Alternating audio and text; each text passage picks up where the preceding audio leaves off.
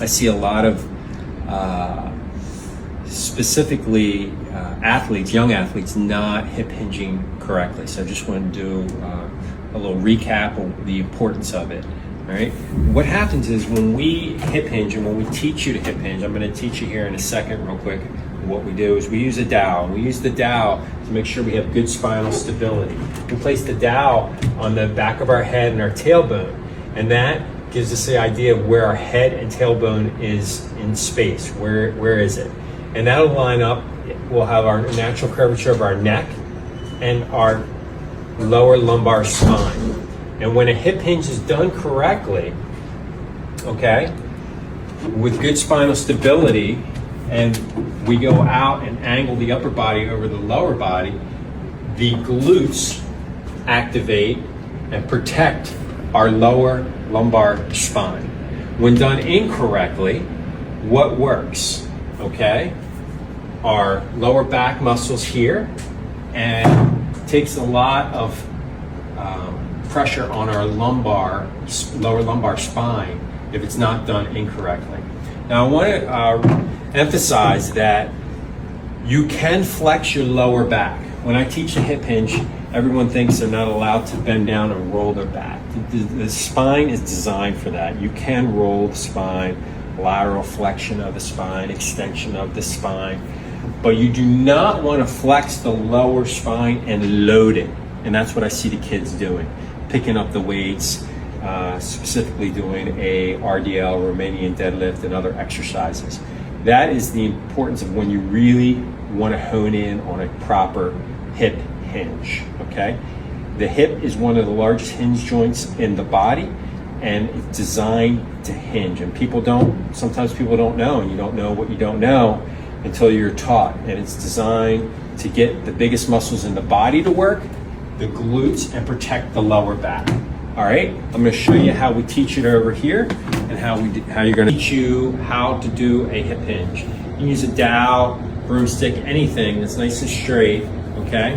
What we're going to do is get our feet lined up like digital 11s, nice and straight, like you're on railroad tracks. You're going to place the dowel, okay, on your back, and you want to make sure your head's pressing and your lower back is pressing. Okay.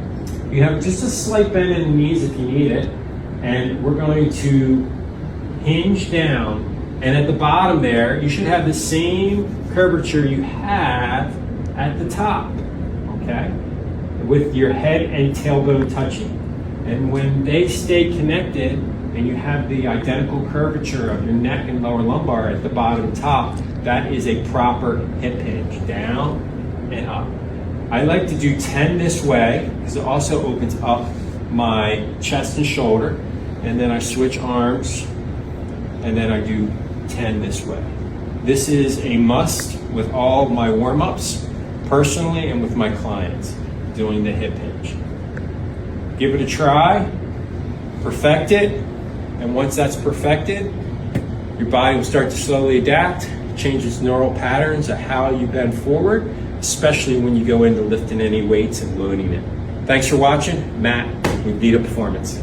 Hey guys, Matt with Vita, back to the hip hinge. Showed you how to do it, showed you the importance of it. This is what I don't want to see. So sometimes people think they're doing it right, but there's just need a little bit perfection to do it right. Correct. So they put it here, and they come down, and they get about halfway. The back starts to flatten, and then they start to round a little bit, and it comes off, and then they come up. Sometimes I also see where they come down, it stays connected, but the back is flat.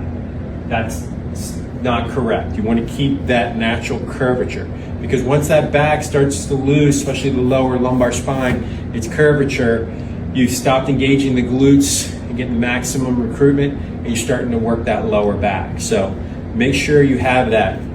So that's why it's important to put the hand on the outside and feel it touch your tailbone. Use a mirror if you have one, come down and up. I always tell people, don't get greedy. You don't have to go super far down. Go right about there until your body starts to adapt, hamstrings start to loosen up, and then you can go a little deeper. Don't sacrifice the form. Matt.